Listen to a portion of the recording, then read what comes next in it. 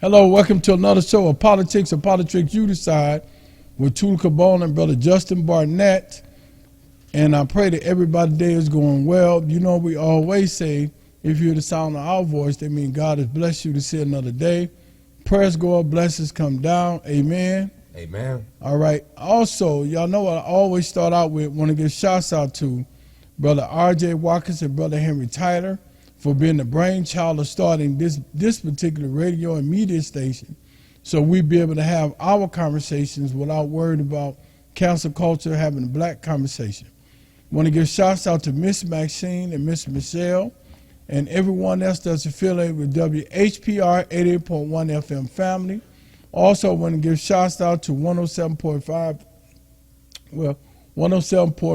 FM WGPR HD2 and HD3. HD2 and HD3. Phone number to call in is 313-365-7379. And that's 313-365-7379. Also want to give shouts out to somebody that I met yesterday, and it was just an amazing experience for me. Always humbling, let me say that at the least. Lee. Who is Lee? Lee is an individual, and I was selling perfume and cologne yesterday in the Walmart area, and she said she was sitting in her car, and she seen me set up, and she came over there. This was an amazing experience for me because she was homeless. Oh, okay. She was homeless, and I gave her a bottle. And I said, well, I'll give it both bottles to you. She said, no, I believe in supporting black businesses. And I told her that $10 meant more to me than anybody else that gave me anything that particular day. The fact that she was homeless and valued the fact of supporting a black business meant the world to me. So, Elite, if you are listening, shouts out to you. And I only can wish you the best.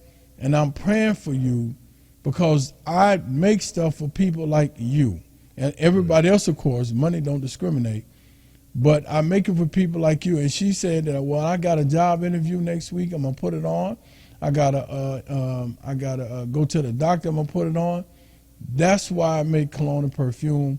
But I can't thank her enough, because you had people who wasn't homeless that'll pass right by me and go right to Macy's and pay all that money and let the cologne last on them for 10 minutes. An hour, 15 minutes, just exaggerate 15 minutes. No more than 2 or 3 hours, when mine is still only 6 to 8 hours guaranteed at a time. But I want to really highlight her to let people know that kindness come in all shapes. And the fact that she gave me her last to put me first meant everything in the world to me. And it's only blessings coming in circles, because, you know, I have done and continue to do the same thing. So I humble myself so much.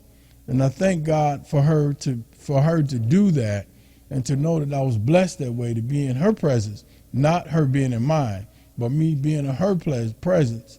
And she was humble about it. And I really, really thank her from the bottom of my heart.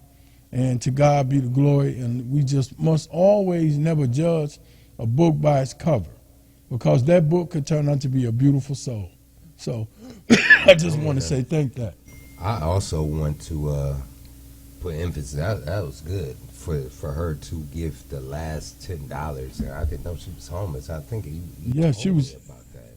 Yeah, she was homeless. Yeah, so that's and the thing I always tell our people is that, you know, that's why I'm an advocate for the working poor, the marginalized, poor and very poor, because we tend to have more of a unique bond or connection because of the struggles that we done been through. Because I had to tell her that I've been homeless too, you know. Okay. So, you know, I said, don't think, you know, my sauce ain't always been thick like this. It's not like that.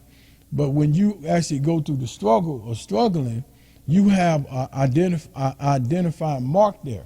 You know what it's like. You appreciate the humbleness of what God bless you with, you know. And there's always a statement: how can a rich person understand a poor person's struggle? And this, it shows in politics. You know, all these people want to be elected, but they ain't never had their lights off. Right, they ain't never slept in a car. They ain't never ran out of gas. They ain't never seen their mom and dad starve and try to put stuff together. They ain't never drunk pickle juice or dug food out the garbage can to eat. So how can you even identify with anything that I may have went through or what other people are going through who's working poor, marginalized poor, and very poor? And that's why I'm a strong advocate for them, man. So, kudos to her. And, I'm sure I'm going to push up on her one day. That's powerful. That's powerful. Yeah, I'm going to push up on her. That's most powerful money than somebody who has money. Right, absolutely. Doesn't have money and purchase that? Man, I hope she get that job interview. I'm sure God going to bless her. And like I said, man, I was, because I have a heart.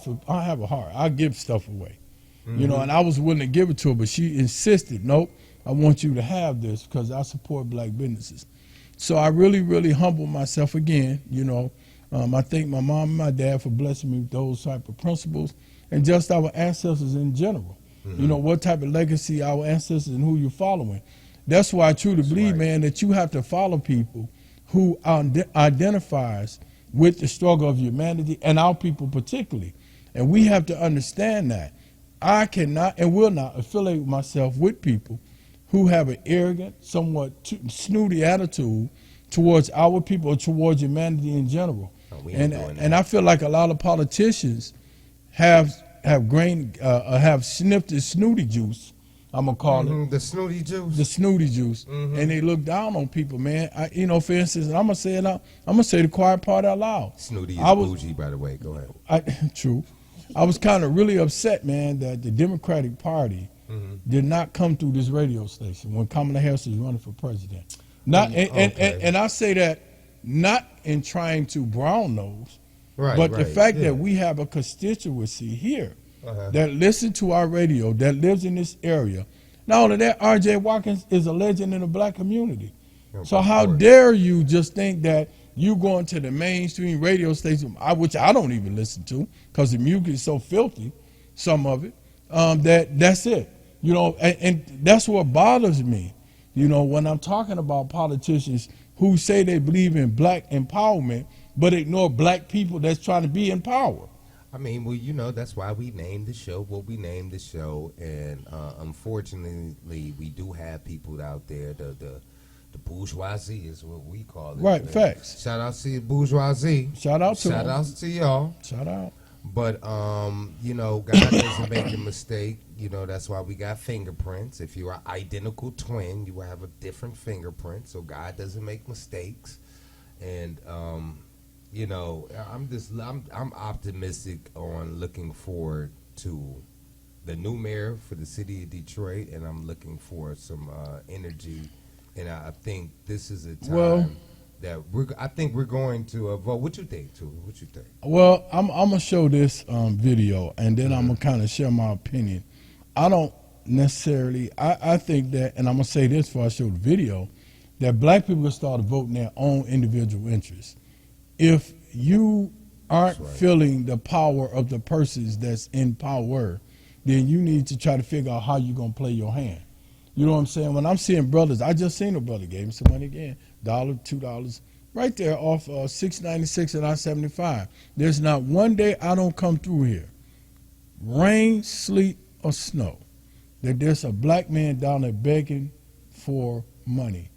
It's a problem. I mean, they sleep right downtown on Jefferson where they got the Jesus statue laying on the bench. And they're sleeping on the ground.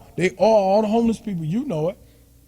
Why isn't that issue being addressed? It's like a mansion built around the homeless, and they saying, y'all stay outside the fence, Lazarus, in the Bible. You stay outside the fence, and I may give you some crumbs off the table when an event comes, right? And that bothers me, and that bothers me particularly in the political aspect, right? Everything is being focused on downtown, but not the people that's suffering downtown. So I have a real issue with that. I'm going to say that. So let's talk about it. I think one of the issues that we talked about for the last show was the land bank. I mean, we got all these empty houses, and why should anybody be homeless on the street? Well, I think that, and I'm going to show a video today, how the government created the ghetto. It's deep, man. It breaks it down how it happened. Oh, I want to see this. Is it's on there. How the government created the ghetto. Created the ghetto. And the land bank, man, to me, it was a rubber stamp. The land bank, if I'm correct, came up out of the bankruptcy, where the land bank separate. They took the land bank separate and made a whole different organization. They get all the money themselves and reinvest that thing back into the government, if I'm correct. But with the land bank, the land bank is a problem for Detroiters. And what they have allowed, like the guy who bought them guys who, Fannie Lou Hamer, y'all know I call Mary Watts Fannie Lou Hamer. They had to sue the organization. They had over 408 houses, over 400 houses, and none of them was up to par.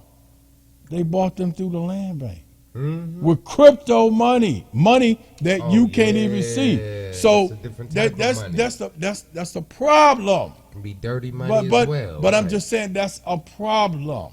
And we talked about that. Right. Crypto, So right. But it's a problem, because at the other end of that political spectrum suffering is poor people who just want to have the basic decency to live in a house, to come to a house, be able to say, this is mine, even though I'm renting it. I'm here. It's beautiful. I ain't got to worry about no leaks. I ain't got to worry about not having gas, cold water. They do. It's abusive. It's abusive. So when I see this, and I see political leaders talking about they did this and they did that, and I see the least of God people suffering, yeah, that ain't it. That's a problem. That's a problem. That's a problem. So I really push, and I want to say this to Mary Waters. Shouts out to her. She got more votes than any of the mayoral candidates. Mary Waters did. Yeah. So shouts out to her, and I like what she's doing. But Justin, we cannot, as a people, continue to ignore the marginalized poor and very poor, the working poor. We cannot, as you said, we need to worry about not getting affordable housing. I asked a politician whom I went out to lunch with about 3 weeks ago, and I said, well, what is your definition of affordable housing? Affordable housing to one may not be affordable housing to others. Why can't we get affordable property? Why can't we get affordable homes that we can buy on a land bank contract, where the people that stand in the home, Justin, is literally paying for the home to be theirs, right? As opposed to tearing them down, because it's more expensive to build a home than it is to repair it. Facts, right? Yeah, right. And they done gave that 600 million taxes that was Detroit was ripped off. They should have gave that towards credit, towards them getting a home and putting that home and remodeling the home for the people who suffered the tax abatement. That tax rip-off. That's what they should have did. But instead, they keep building apartments, talking about affordable homes. We got 100 apartments. I'm just giving an example, and 12 of them are for low income. What's low income? What's low income one may be high income to the next. So I just think it's a farce, man. So I think this is something that we have to deal with. But I want to play this video, and the reason I'm playing this, because all black people in the Democratic Party doesn't think the same. And we need to really, really understand this and get a grip on that. And say that again, repeat all that. Black people in the Democratic Party do not think in terms of one way, this is how we move, right? Because we have black people in the Democratic Party who has a bourgeois mean uppity attitude, snooty attitude towards their people. Or they in a boule, meaning, which I'm not slighting a boule. Boule meaning a fraternity or friend. I'm not slighting that. But some of them brothers and sisters tend to look down on brothers and sisters who not affiliated with a fraternity, and I frown on that too. And we ain't going for that. Right. No, we ain't going for that. So that bothers me. So I'm gonna go ahead and play the first video right quick. Mrs. Henry Tyler, let's get shots out to Mrs. Henry Tyler. HT. I gave him a shout on the last. Well, I'm gonna bring some Popeye chickens Monday, man. I forgot it's next. You gonna get some Popeyes? I'm gonna buy him some Popeyes. You gonna give him some Popeyes? That's what you want, Mr. Tyler. You want some Popeyes? I'll get you some Popeyes. You want some red beans and rice? Yeah, I'm gonna get whatever you want. I'm gonna bring it to him Monday. Okay. I don't even buy Popeyes, too expensive. But I'm gonna give him a bottle of water too. Popeyes is seasoned. All right, y'all. All right, we're gonna go to the first video, y'all. Yeah. Tell the homies I'm in heaven and they ain't got hoods. Like many songs will tell you, Bullet holes left in my peepholes. down in the New York project. The story of what housing and other living conditions look like for many Black Americans is pretty bleak, and that's by design. In addition to artists cataloging their very personal experiences, The fuss when the landlord dissed us, no heat. Wonder why Christmas missed us. it's been proven that the modern phenomenon of concentrated Black poverty was an intentional government-sponsored institution. This is in part why President Biden issued an executive order back in January, intended to right the historical wrongs Black folks have faced when it comes to housing and home ownership in this country. But first, let's take it back. The dawn of the 20th century, African Americans in major cities lived scattered throughout the city. They weren't segregated particularly. It's only with the Great Migration of 6 to 7 million African Americans north and west escaping the South, the predominant response of the United States government and state and local governments to the Great Migration was to contain Black people in their own neighborhoods. And HUD, the Department of Housing and Urban Development, was particularly a part of this role. But the precursors to HUD introduced and encouraged racially restrictive covenants, redlining of every major city where African Americans landed. The federal government was a sponsor of urban renewal, infamously called Negro removal by the great James Baldwin. Urban renewal, which means moving the Negroes out.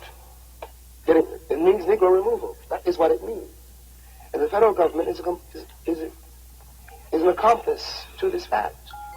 That so-called urban renewal also included a federally sponsored interstate highway system, which was intentionally designed to mow through vibrant Black neighborhoods. Take Miami, for example. 2 highways, I-95 and I-395, bulldoze right through the predominantly Black and low-income Overtown neighborhood, previously called Colored Town during segregation. The Department of Housing and Urban Development and the federal government writ large in the first 7 decades of the 20th century invested billions of dollars in racial segregation and concentrated poverty. Each time this country created a peculiar institution that subordinated Black people, slavery, Jim Crow, it created and dismantled it. They replaced it with another one.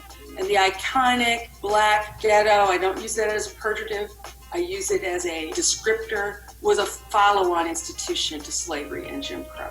That's the legacy that every new administration inherits, and the Biden administration has as well. Today, I'm directing the Department of Housing and Urban Affairs and Urban Development to redress historical racism in federal housing policies.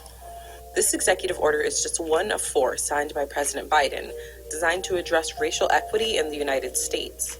And while this progress is a step in the right direction, there's still a lot of harm to undo. Segregation started coming down after the passage of the Fair Housing Act of 1968, which actually only got passed in the wake of Dr. Martin Luther King's assassination. In 1980, 8 out of 10 Black people would have had to move in order to be evenly integrated within metropolitan areas. Half of Black people who live in metropolitan areas still live in neighborhoods of high segregation. So we've had modest improvement, but segregation persists. And economic segregation has spiked since 1970.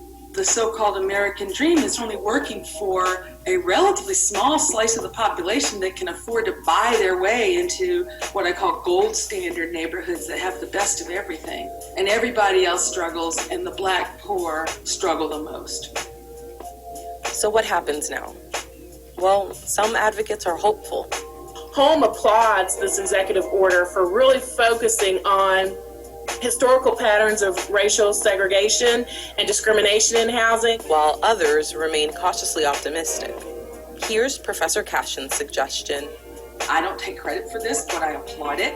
there should be an equity analysis. The federal government spends so much money, it should track who's getting it by neighborhood, and it should pursue racial equity in the distribution of resources. There's been a lot of movement at the local level on this. For the example of Baltimore, they did an equity analysis and found that they were spending 4 times as much money in majority white neighborhoods as the majority black ones. I think we're in this moment where people are waking up, sad to say, because of the slow execution of George Floyd, to the realities of systemic racism. And I believe there is an ascending majority multiracial coalition that wants something better than a separate unequal nation that overinvests in some neighborhoods and disinvests and preys upon people in other neighborhoods. I'm hopeful, but you can never stop working for and organizing for the country you want.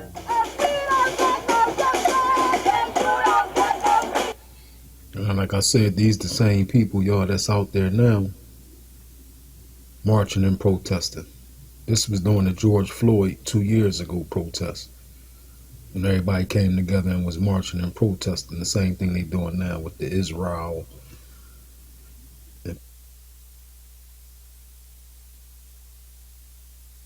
So what they said was on the video, and I think, because I wanted really people to understand, how do we get to segregating housing in primarily black communities all over the United States?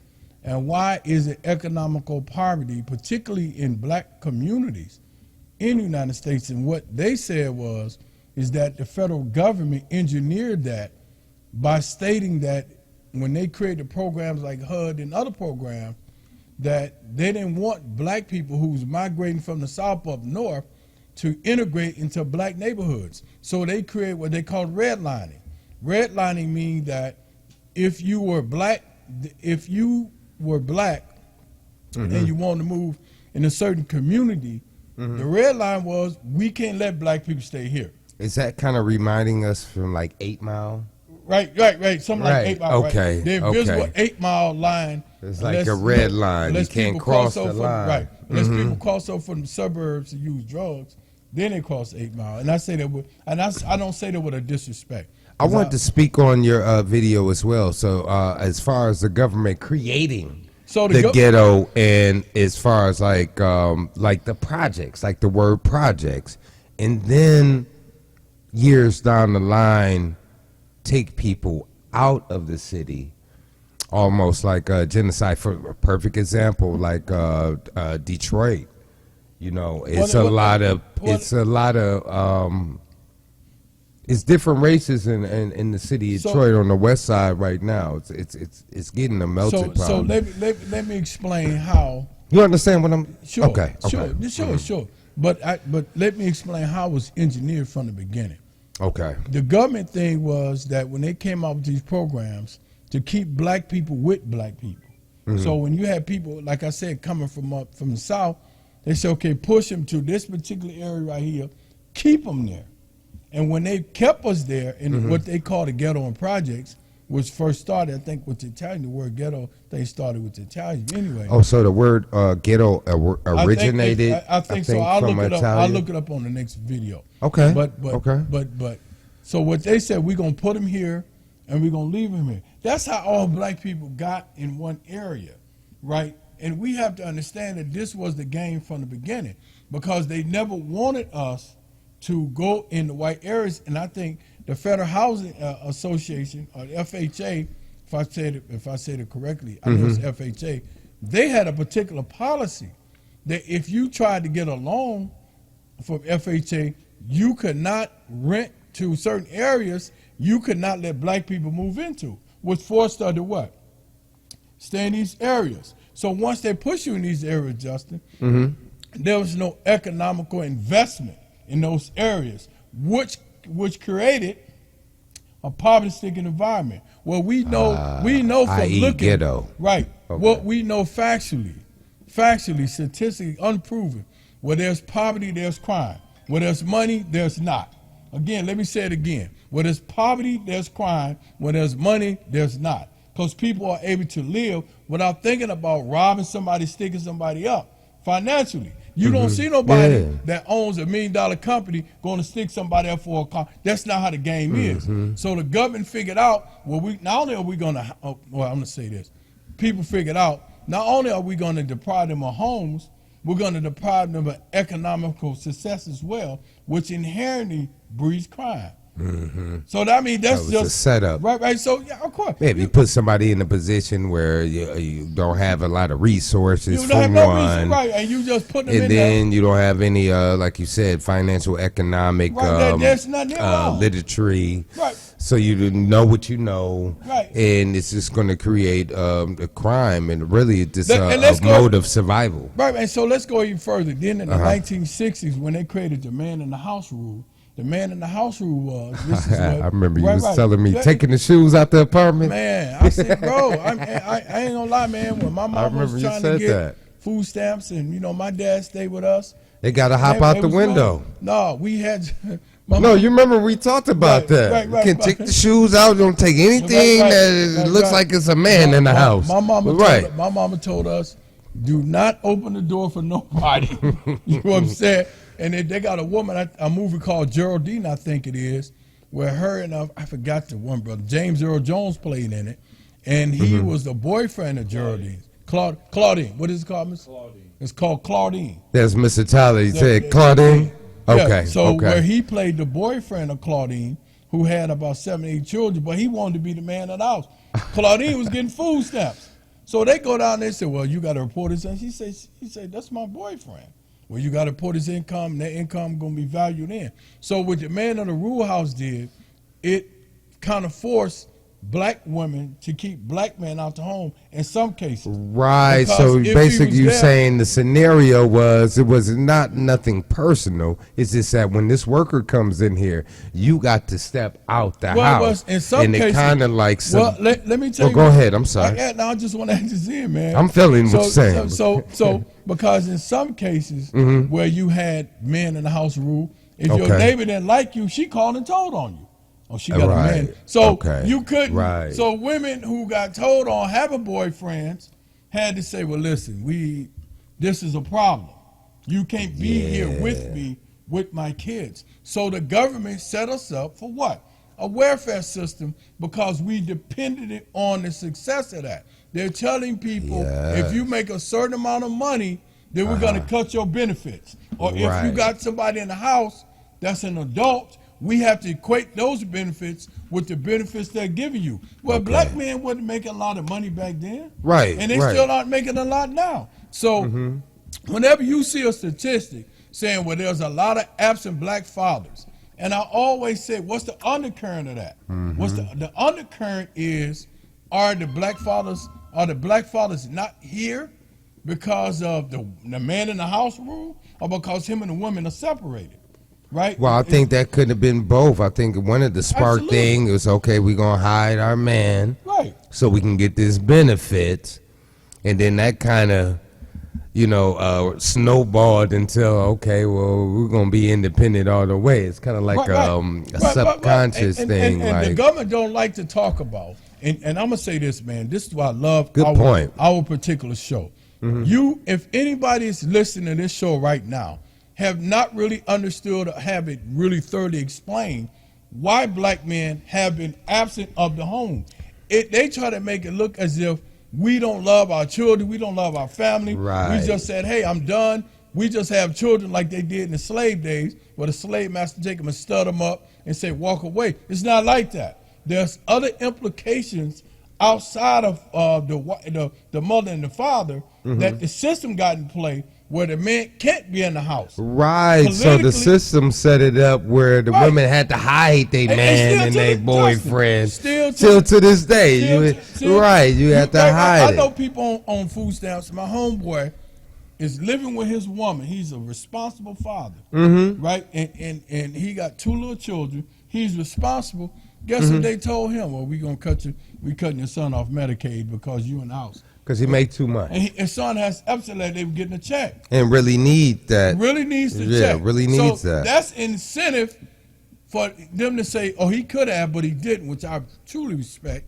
He said, okay, I'm going to man up and just chalk it up and work. But some situations, man, brothers really can't get that type of job to cover the government benefits of Medicaid, Medicare, or even food stamps. Yeah. But this conversation, again, is not really had in mainstream media or in radio stations that we're having now. But we have to have this conversation because poverty is sometimes created by government rules. So that's come with the same statement that you heard before: do not hate the player, hate the game. Right. It was the game that can structure us to act like that. And I also bring up the analogy of the baker.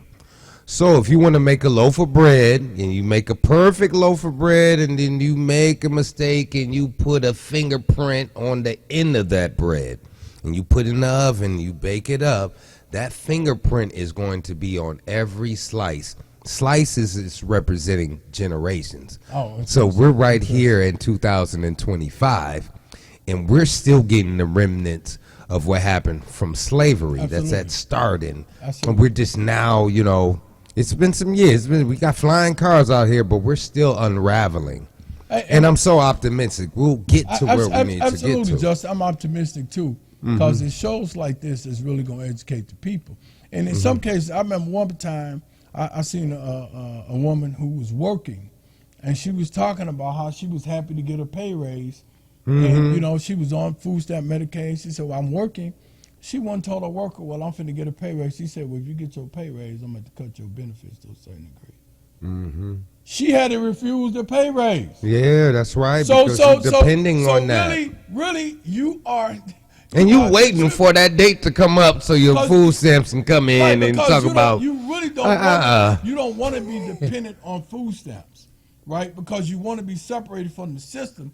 But because the system is so corrupt in how they're doing it keeps you in the game. It keeps you in the game. So now when you see a black person on food stamp, not knowing that really they're trying to get off food stamp. They're trying to get to that next level. But they might need this benefits to get to it. You got children, you got responsibilities. Right. You can't just bust a bubble like that, right? So so they're not addressing that. Now, if they want to change something politically, take that cap off there. Give people an opportunity to kind of wing their wild food stamps once they reach a certain success. Give them a year to do that. Don't say, oh, if you make this much money, if you're an American citizen. Chop it all the way off. And I'm saying this with respect, if you're an American citizen. Because when people come over from other countries, they can make whatever and still get the money. Oh, yeah. And I'm saying it unequivocally. But I'm just saying, so the system politically it's designed. It's designed to keep people in poverty, particularly African Americans. The fault that happened to us was that we was never given any type of financial compensation for what our ancestors went through slavery. So they got all this free labor. So now when we were so-called free in the 20th century, we trying to, you know, FDR, they created the food stamps, 1930. So we like, okay, we're gonna get the food stamps. If we would have got reparations when we fought against that abuse, we don't even need food stamps. It wouldn't have been that. So now we still trying to catch up from poverty after poverty after poverty, but the rules, Justin, are set. The laws are so structured for us to keep us in poverty, brother. I have an issue with that. Well, and that's a fact. I also want to speak on coming up into October. It's supposed to be October the 1st all the way to September the 30th of 2026. So let me repeat that. October the 1st of 2025 that's coming up is supposed to be as far as our budget, as far as the federal budget starting to open up. So when you look at certain programs, I'm going to give you all a heads up. October the 1st, keep your eyes peeled for any programs that you might see diminish. Now, last week we talked about Focus Hope and Head Start as well. We did. So Michigan did pass a budget, somewhat of a budget. The Senate passed this week. It got to go back to the Michigan House. So what they did was, I'm going to tell you what they did. So are they going to keep Focus Hope? What do you think? Okay. No, they don't. I don't know. I didn't hear him thinking about addressing Focus Hope. I think Focus Hope deals with the federal government. That deals Okay. with the federal government, Not under the state. Not the state under Okay. Lenny McMahon, who's over the Department of Education. Mhm. But what they did do, because it was an issue with the free lunches. This is where elections have consequences.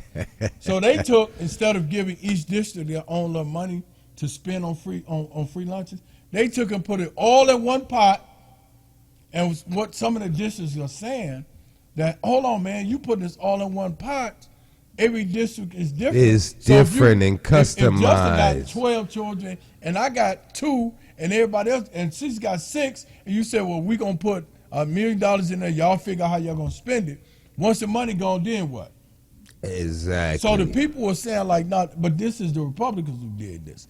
Also, they took money away from what they call DEI, diversity, and they having such a breakdown about Michigan did that. They said they don't want, and this is why I say Michigan Talk is to a it. racist state when it comes to politics that deal with black people, and we have to call a spade a spade. And I'm not saying all white people. Of course, anybody that listens to me, no, I don't have that type of perception. No, not because at you all. got some of our own people, all skin folks and kin folks, that slam the door in our face, right? And they won't even come talk on these radios. So I mean, don't get me started on that.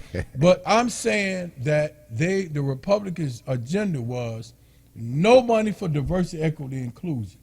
And I've said this, Justin, I said unequivocally. Marginalized poor, very poor, working poor.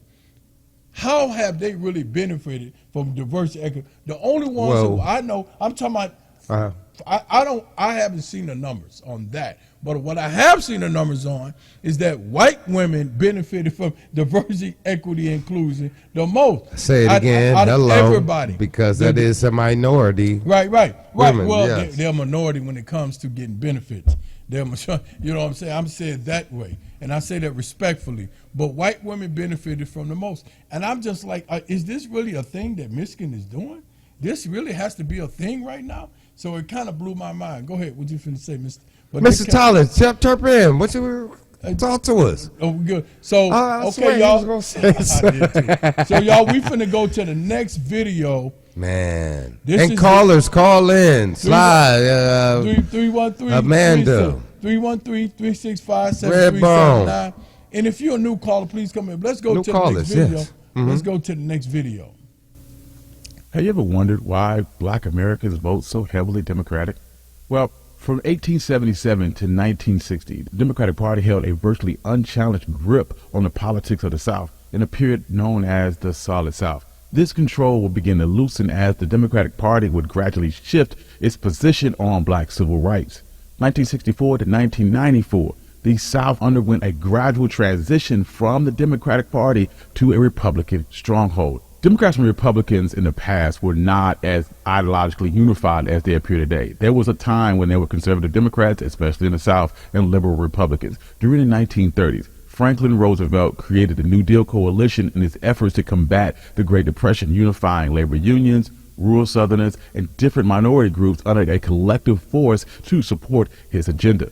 His administration even recruited some liberal Republicans to that coalition, resulting in the formation of the Black Cabinet, which was a group of black leaders who served as policy advisors to the president. Simultaneously, a conservative coalition emerged, consisting of conservative Democrats, especially in the South, and some conservative Republicans. These two coalitions remained active into the 1960s, prompting some Southern Democrats to switch over to the Republican Party. This dynamic led to a more progressive Democratic establishment in conflict with the conservative Southern voting bloc in matters such as race and social welfare. After the 1948 presidential election, President Harry Truman made an explicit appeal to new civil rights measures before Congress, including voting rights protections, a federal ban on lynching, and bolstering civil rights laws. Because of this, he faced a break from Southern Democrats, who formed a states' rights Democratic Party under Southern Governor Strom Thurmond. Strom Thurmond's ticket won almost 1 million votes and 39 electoral votes taken in Louisiana, Mississippi, Alabama, and South Carolina. Nonetheless,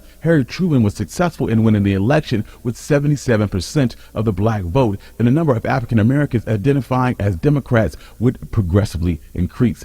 This surge of black solidarity for the Democratic Party led to an electoral advantage for the party and the implementation of racially progressive policies. This shift caused white segregationists to consider a third-party presidential bid, indicating they were searching for a new political home. This exhibited some of the first major weakenings of the Solid South, and in the 1952 and 1956 election, Dwight Eisenhower's GOP began to make further inroads into the South. Southern Democrats were instrumental in the segregationist movement opposing black civil rights during this period. Virginia Governor Harry Byrd established the Massive Resistance Campaign to combat school desegregation, and 99 Southern Democrats endorsed the Declaration of Constitutional Principles that was the Southern Manifesto, an objection to desegregation initiative. Strom Thurmond ran an individual filibuster of the 1957 Civil Rights Act, which lasted over 24 hours, and notable segregationist figures such as George Wallace of Alabama and Ross Barnett were both Southern governors. During the 1960 election, Richard Nixon and John F. Kennedy had similar perspectives on civil rights. Nixon garnered almost a third of the African American vote, but it's important to realize that majority of African Americans resided in the South where they could not exercise their right to vote. Also during the 1960 election, frustrated Southern electors from 14 states that had cast their ballots for John F. Kennedy during the presidential election declined to cast their vote for him, instead voting for Harry Byrd, who wasn't even a candidate. This election marked the last time a presidential candidate was able to receive more than 15% of the African American vote. In 1968, the presidential election saw another major shift into the South as the region continued to abandon the Democratic Party. Only Texas, the home state of Democratic nominee Hubert Humphrey, voted for him in this election. George Wallace, running on a campaign of only white supremacy for the American Independent Party, was successful in gaining 10 million votes and 46 electoral votes in 5 southern states: Arkansas, Louisiana, Mississippi, Alabama, and Georgia. After 1968, the South would continue to support Republican candidates, voting for Richard Nixon in 1972, Ronald Reagan in 1980 and 1984, and Bush in 1988. Meanwhile, African Americans were already heavily voting for Democrats. At no point after 1936 did a Republican candidate get more than 45% of the black vote. The GOP would then employ the Southern strategy to capitalize on racial tensions and gain a crucial foothold in the South. This strategy, developed by political strategist Kevin Phillips and implemented in Richard Nixon's election campaign in 1968 and 1972. See, in 1965, the enfranchisement of black voters in the South and the strong support of the Democratic Party caused conservative white Southerners to lean even further towards the Republican Party. Additionally, the party began to use coded language such as law and order and states' rights to target conservative white Southerners who were resentful of the racial integration and fearful of urban unrest. Despite this, many Southern Democrats still won state and congressional elections, most significantly less dramatic election for governor in Georgia in 1966. However, the progressive and multiracial Democratic Party establishment, coupled with the successes of Richard Nixon and Ronald Reagan's administration, gradually moved conservative politicians in the South more towards the Republican Party. This all culminated in the Republican Revolution in 1994, when the South became a firmly Republican region. Meanwhile, the Democratic Party strengthened its bond with black voters, leading to groundbreaking establishments such as the election of Douglas Wilder as the first black governor in the United States. Even Jesse Jackson's 2 unsuccessful presidential campaigns in 1984 and 1988 were instrumental in producing the necessary amendments to the Democratic Party's platform, further increasing the number of black representatives, mayors, and other elected officials. All right, y'all. Y'all heard the history of the Democratic Party and how African Americans Popcorn. becoming really how we really came involved in the Democratic Party after 1936, when all the programs were implemented that benefited us. Because at that time, y'all know we had the Great Depression in America in the 30s. And the Great Depression, man, everybody was going through phantom. So Franklin D. Roosevelt came up with the programs, a lot of the programs that's still in existence today. Some of them did discriminate against us. I mean, I'll be honest with you, when they first created. But that's when black people started really voting on the Democratic ticket. So now I want to evaluate, because he said something that's interesting. that the Democratic Party, let's be realistic, cannot make it without the black vote. If black people really stage a boycott in a way that's the majority of African Americans, that means from the bourgeois to the poor, say, hey man, you know what? I think we just gonna really create our own party. We're gonna do what well, it's coming there. Right, create what Fannie Lou, even though the people's choice. Right.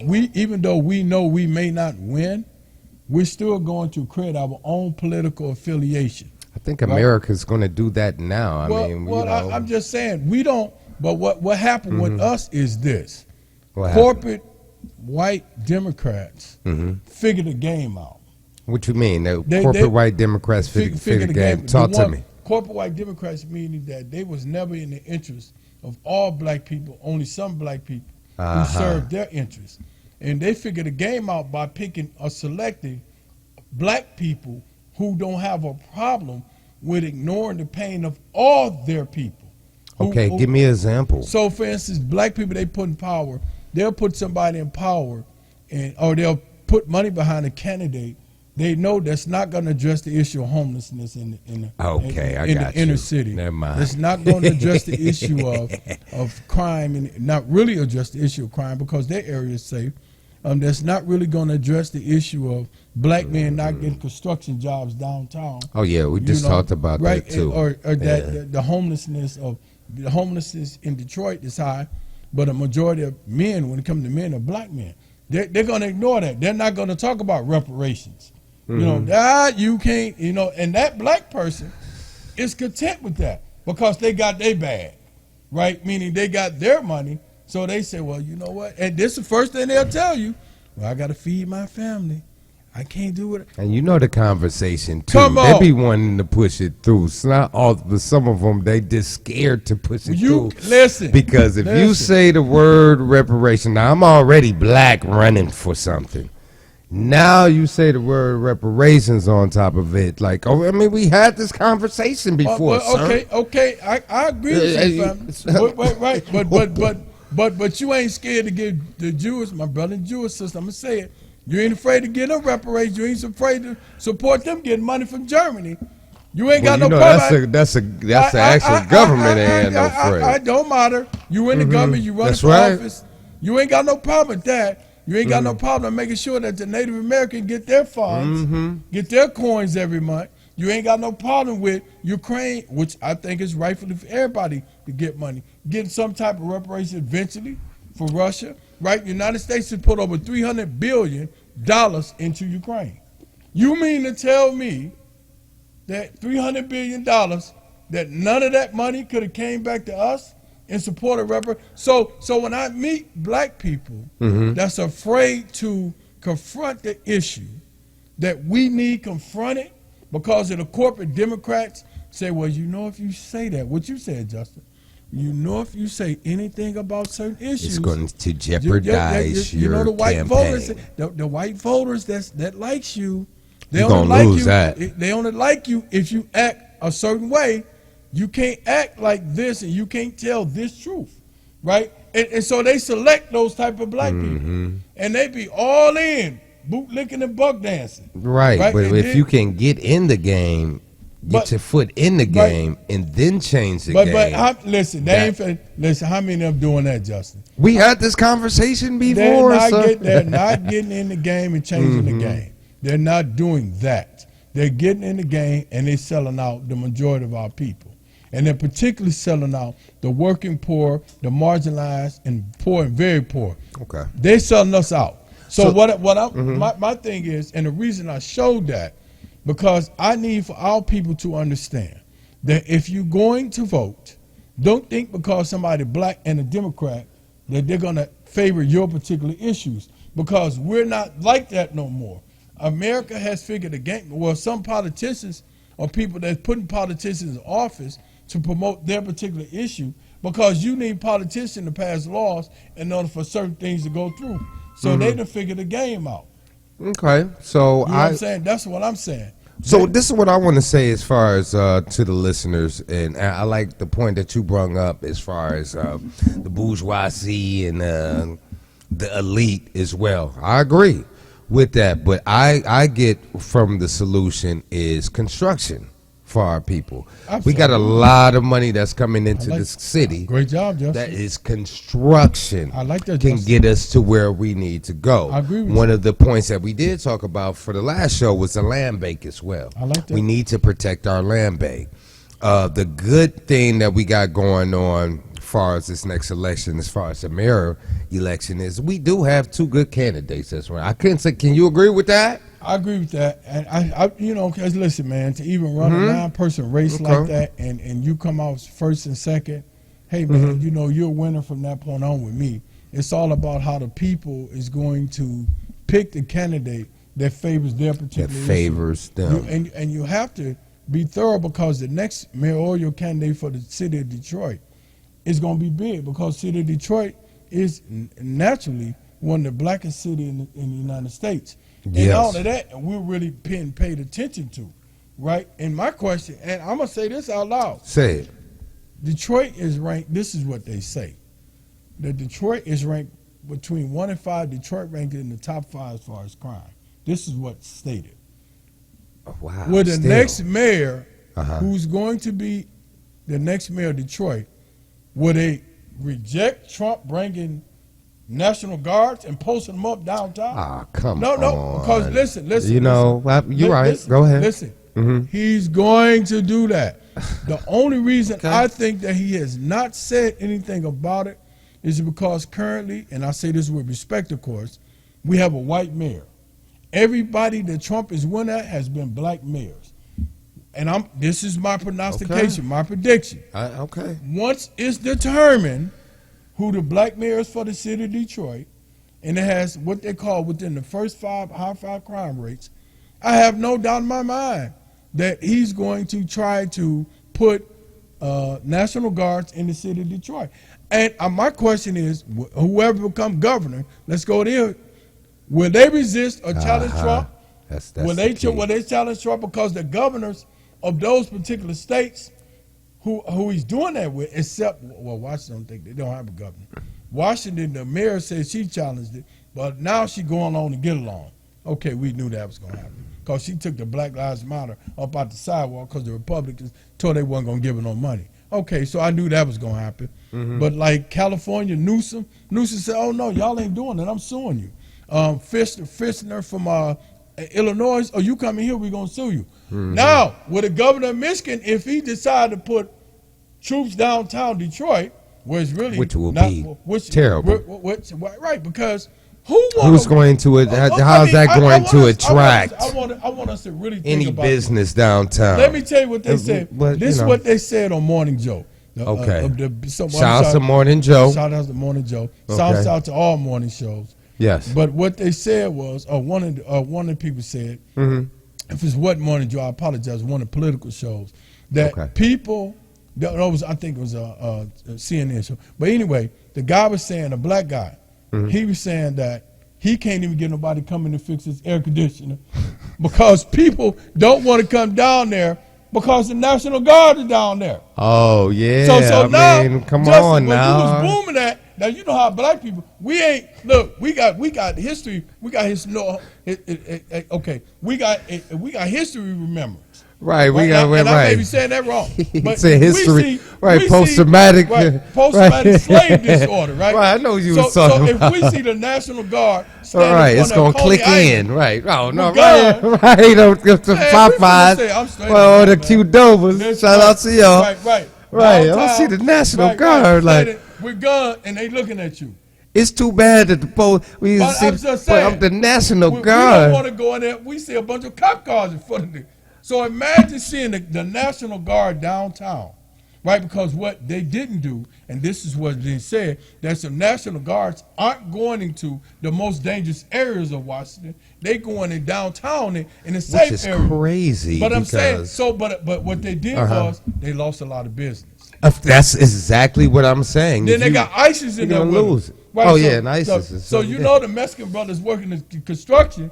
They come in Michigan, they own it. They own them. Shout out to the Mexican brothers so too shout as out well. to them. But I'm just making a point. To whoever become the next mayor of Detroit and the next governor, if Donald Trump decides to put the National Guard in the city of Detroit, right, or any area that's black, would be bad.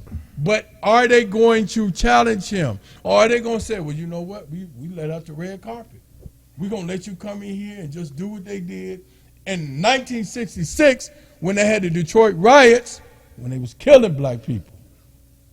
So, I mean, and this is something that we really got to think about because it's in the forefront. Or will they get mad if he want to resurrect Confederate statues or statues in Detroit? Yeah, it's just not the same type of people. Hold on, we got a caller. Caller. Go ahead, caller. We got like 2 minutes. What's happening, gentlemen? Hey, good brother. We only got like 2 minutes. Go ahead, good brother. Hey, I just wanted to touch on something that Justin, you might have mistakenly said that. Well, I don't know, because I don't know what your views are, but you might have mistakenly said that we need to protect our land bank. We need to get rid of the land bank. Talk to me, Sly. The land bank, I mentioned that last week. The land bank is not a city of Detroit entity. That just because it has the word Detroit on it doesn't mean it belongs to Detroit.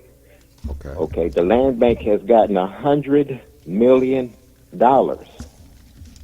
from the homes and commercial buildings, and that money to the city of Detroit.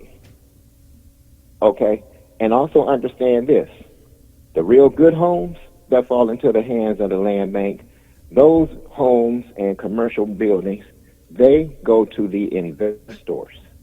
Say it again. I'm sorry. You said they go into the investors. They go to the investors. Okay, an average Joe like me or you, we won't have access to those homes. Okay, a lot of that stuff is off limits to us, and it goes to the investors. No, city property. Let's just say, for instance, tax foreclosures or whatever means they use to get homes. That is supposed to go to the city of Detroit. Right. Okay. And there is so much other nonsense going on with the land bank. As a matter of fact, where is Northland Mall? Northland is on Greenfield and 8 Mile. Northland is in Detroit. In Detroit, yes. Yeah, because when they demolish Northland, turn it into they're hauling condos. the debris. They're hauling the debris and dumping it here. Say it again. Say it again. After they demolished Northland, it was reported that the debris has been hauled into the city. As a matter of fact, the dirt from when they tear a home down, and it leaves the big cavity in the ground. We got to wrap it up. Allegedly, the dirt that from Northland is being dumped to fill those holes. Wow. Okay, and there has been no they don't check the health qualities of that soil. Okay. Good point. Well, Sly, we gotta get ready to wrap it up, family. Good point. Yeah, y'all go ahead. Go ahead. I'm sorry I got in late. No, you're good. We appreciate you. Well, thank you, good brother, as always. We'll talk about that next week. I want you to get more detail with that. All right, good brother. Thank you, Sly. Thank you, Sly. All right, y'all. We got to wrap it up. But hey, man, great show. It was fire. Fire as always. If you want to call in, please feel free to. If you just like to listen, please feel free to do that. Catch our shows on TV on demand. What is it, Miss Tidy? TV 33 on demand. TV 33 on demand on YouTube. Again, that's TV 33 on demand on YouTube. We got some of our shows on there. But good brother, Mr. Tyler, going to start putting our shows up there so you can share the shows on your Facebook page or share with other people who need to be enlightened about the real world, what I call it.